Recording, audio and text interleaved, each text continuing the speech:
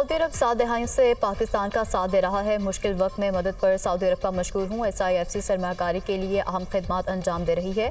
Saudi सरमाकारों को हर मुमकिन सहूलत देंगे। वज़ीर आज़म शहबाज शरीफ का सऊदी वफ़द के एजाज़ में इशाइये की तकरीब से खिताब।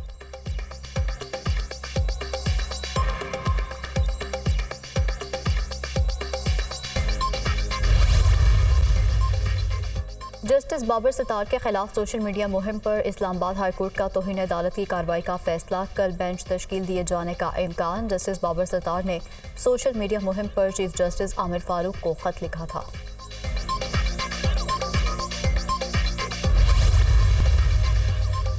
और इनकम टैक्स गोशवारे जमा न कराने वालों की मोबाइल सिमें ब्लॉक करने का मामला। टेलीकॉम इंडस्ट्री ने कानूनी रुकावटों की निशानदेही कर दी। वजारत इंफॉर्मेशन टेक्नोलॉजी और PTA को लिखे खत में कहा कि कानूनन सिम को एकदम बंद कर किया नहीं जा सकता। चीफ जस्टिस का फैजाबाद धरना इंक्वायरी कमीशन की रिपोर्ट पर इजहार बरहमी। समझ नहीं आ रहा ये किस किस्म की रिपोर्ट है। कोई फाइंडिंग नहीं दी। मुल्क का वक्त क्यों ज़ाया किया। शहादतों और सबूतों को सामने लाना कमीशन का काम था।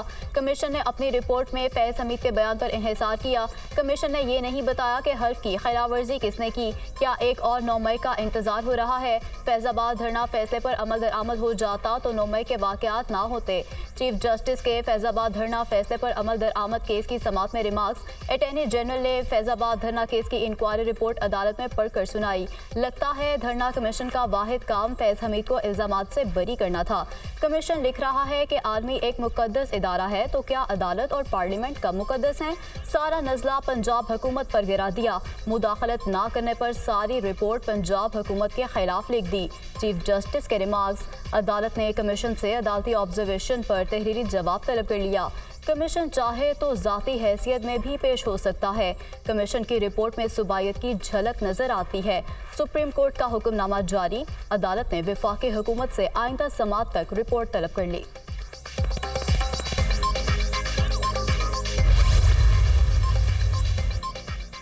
धरना कमीशन ने फैज हमीद को कितनी बार बुलाया। चीफ जस्टिस का इस्तफसार। फैज हमीद को एक मरतबा बुलाया गया, सवालनामा भेजा गया तो उसका जवाब आया था। अटॉर्नी जनरल का जवाब। आउट ऑफ द वे जाकर उस जेंटलमैन को रिपोर्ट में बरी क्यों किया जा रहा है। क्या खूबसूरत इत्तफाक था। इतनी नजरसानी दरख्वास्तें दायर हुई। किसी ने नजरसानी की मंजूरी दी होगी, वकील किया होगा। सारी पेपर ट्रेल किधर है। क्या कमीशन ने TLP की तरफ से किसी को बुलाया। शायद TLP वाले उनकी मावनत कर देते। उनको बुलाते हुए उन्हें डर लग रहा है। जिसे मुतालिक इंक्वायरी कर रहे थे उनका मौक़िफ़ ले लेते। उनको भी नहीं बुलाया गया जिनके पास से असलहा बरामद हुआ। असलहा लाने वालों की नीयत तो वाज़ेह थी कि वो पुरअमन मुजाहिरीन नहीं। तहकीकाती कमीशन ने लिखा कि धरने की जिम्मेदार पंजाब हुकूमत थी। लगता है कमीशन को पंजाब हुकूमत से कोई बोगस था। मुल्क को नुकसान पहुँचाना तो जैसे बुनियादी हक बन चुका। आग लगाओ मारो ये हक बन गया है। कहते हैं बस आगे बढ़ो। माजी से सीखे बगैर कैसे आगे बढ़ सकते हैं। एक इंसान का कत्ल इंसानियत का कत्ल है। यहाँ 18 बच्चे मर गए। जो माजी से सबक नहीं सीखता उसे सिखाया जाता है। चीफ जस्टिस काजी फायज ईसा के रिमार्क्स। फैजाबाद धरना अमल दरामद केस की समाअत 2 हफ्तों के लिए मुलतवी।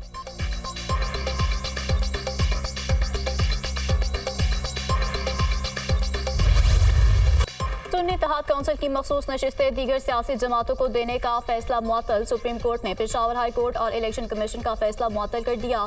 सुन्नी इत्तेहाद काउंसिल की दरख्वास्त समाअत के लिए मंजूर। फैसले की मुअत्तली इजाफी सीटें देने की हद तक होगी। इन नशिस्तों पर मुंतखब अरकान हतमी फैसले तक वोट नहीं दे सकेंगे। क्या ज़्यादा नशिस्तें बांटना तनासुब के असूल के खिलाफ नहीं। अवाम ने जो वोट दिया उस मैंडेट की दुरुस्त नुमाइंदगी पार्लियामेंट में होनी चाहिए, इलेक्शन कमीशन से नहीं। आइन क्या कहता है इससे गर्ज है। जस्टिस मंसूर अली शाह के रिमार्क्स। एक जमात इंतखाबी निशान खोने के बाद भी बतौर सियासी जमात इलेक्शन लड़ सकती है। एक सियासी जमात के मैंडेट को इनडायरेक्ट तरीके से नज़रअंदाज करना क्या दुरुस्त है। जो काम डायरेक्ट नहीं किया जा सकता वो इनडायरेक्ट भी नहीं हो सकता। जस्टिस अतहर मिनल्ला।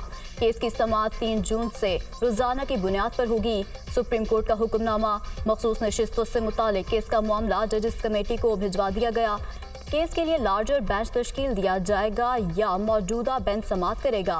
फैसला जजेस कमेटी करेगी। सुप्रीम कोर्ट ने आज की समाअत का तहरीरी हुक्मनामा जारी कर दिया। अटॉर्नी जनरल और सूबाई एडवोकेट जनरल को नोटिस जारी। इलेक्शन कमीशन के वकील के मुताबिक सुन्नी इत्तेहाद काउंसिल ने इंतखाबात में हिस्सा नहीं लिया। तहरीरी हुक्मनामा।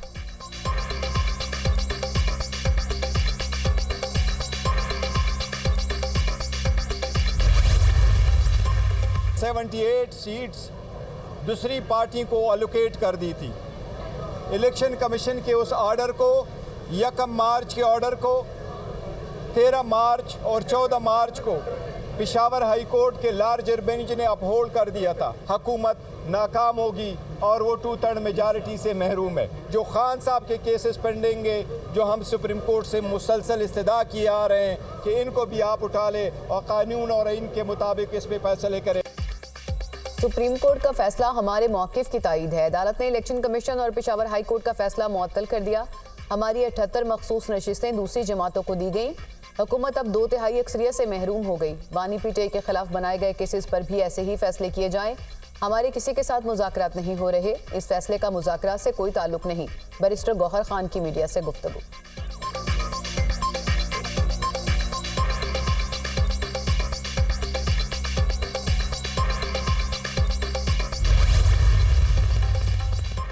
उम्मीद है हतमी फैसले में पेशावर हाई कोर्ट का फैसला बरकरार रहेगा। ये आईनी तशरीह का मामला है। Supreme court practice and procedure act के तहत 5 रुकनी लार्जर बेंच का मामले की समाअत करना मौजू होता। मुनासिब होता अगर लार्जर बेंच ही कोई अबूरी हुक्मनामा भी जारी करता। पार्लियामान की कानून साजी के इख्तियार के मामले में हुक्म इम्तना से एतराज़ बरता जाना चाहिए था। वफाकी वज़ीर कानून आज़म नज़ीर तारड़ का अदालती फैसले पर रद्द-ए-अमल।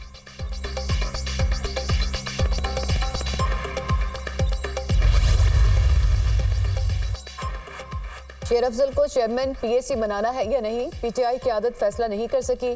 शेख वकास अकरम चेयरमैन पब्लिक अकाउंट्स कमेटी नामजद। पीटीआई की सियासी कमेटी का कसरत राय से फैसला। शेर अफजल मरवत सियासी कमेटी के फैसले पर बरहम। चेयरमैन पीएसी का मामला बानी पीटीआई के सामने रखने का ऐलान कर दिया। बानी पीटीआई ने पीएसी के फैसले को सियासी कमेटी को रेफर नहीं किया। मैं कल उनसे मुलाकात करूंगा और उनके नाम पर होने वाले फ्रॉड से आगाह करूंगा। पीटीआई एक सियासी जमात है, मैं इसे हाईजैक नहीं होने दूंगा। शेर अफजल मरवत की गुफ्तगू।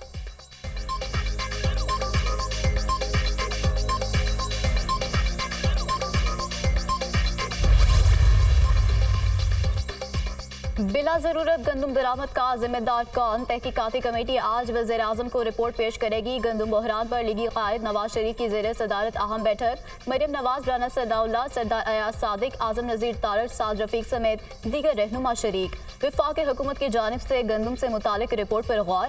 वज़ीर आला पंजाब मरियम नवाज ने गंदम खरीदारी बहरान पर सूबाई हुकूमत की तरजीहात और पॉलिसी से आगाह किया। इजलास में मौजूदा सियासी सूरत हाल और पार्टी की तंजीमी मामलात पर भी गौर किया गया। वज़ीर कानून की मखसूस नशिस्तों पर सुप्रीम कोर्ट के फैसले के बाद की सूरत हाल पर ब्रीफिंग। 11 मई को शेड्यूल मुस्लिम लीग नून के जनरल कौंसिल इजलास के हवाले से भी मुशावरत।